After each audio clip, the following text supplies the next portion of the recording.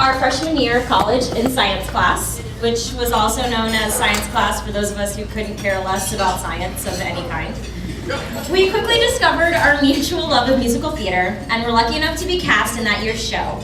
The first time I realized that Kathleen and I would be best friends was when she walked into rehearsal one night wearing the shortest shorts I have ever seen and the most perfect pair of 80s style leg warmers. A look that would later become known her signature. By the end of freshman year, Kathleen and I solidified our friendship during move-out weekend by sitting in her unmade loft amongst a million boxes, eating pints of Ben & Jerry's.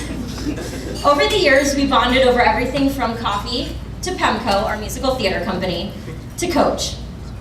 She was my sanity when any of the million things we signed up for each year went awry, and my comedy when life got to be too daunting. After 3.5 years of living with Kathleen and 6 years of knowing her, she's become more than just a friend. She's become a sister. We argue, we watch out for each other, and we make absolute fools of ourselves in public, and we love every minute of it. There are many stories I could share with you, however, many of them are not quite appropriate for the public setting. But feel free to come find me later, and I'd be more than happy to share any of them with you. While many of my stories are not quite appropriate for tonight, there's one story that is absolutely appropriate in light of today's events. One evening during move-in sophomore year, a group of us went to dinner to catch up on everyone's summers and just see how everyone was doing. Among the group was a friend of ours named John. Baby John, to be exact. Now, Baby John had been in prior PEMCO shows, which is where he got his nickname, but had opted out of our freshman year. So instead had filmed our production that year. So I didn't know him all that well, and as a result, I was a little surprised when at dinner I noticed how close Kathleen and John were sitting. So after we left the dining hall, I remember smacking Kathleen upside the head and asking her exactly what was going on, because we had spent all summer talking and I had not heard one single thing about this. She smiled coyly and simply replied, "I was wondering when everyone was going to figure that out."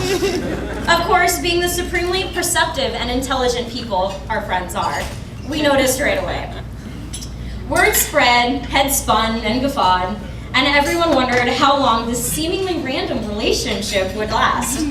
But it soon became very evident that this wasn't just a summer fling, but the real deal. Two people who have had more than their fair share of interesting relationships have never been more suited for one another. As the years have gone by, there has never been a doubt in anyone's mind that Kathleen and John would last the test of time. I couldn't imagine someone more perfect for her than John. The guy who would drive like a madman from Chicago to South Bend when she was having a bad day, just to cheer her up. Or who would stop by randomly with a flower just to say hello. I know that you will take care of her and will cherish her forever. And I know in return she will love you unconditionally.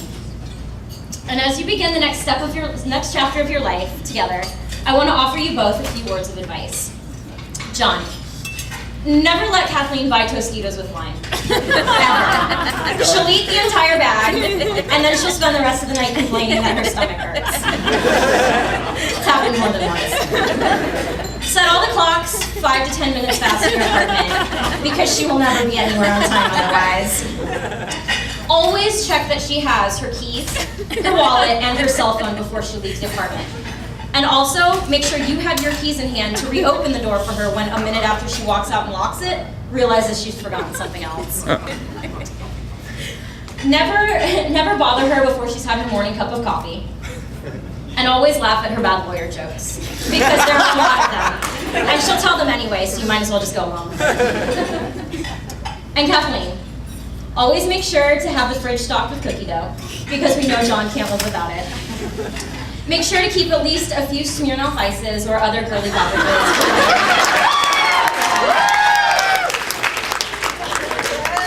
And always make sure he gets his extra cup of cheese with his fajitas, so that he can enjoy them to the fullest. And so in closing, may God be with you and bless you. May you live to see your children's children.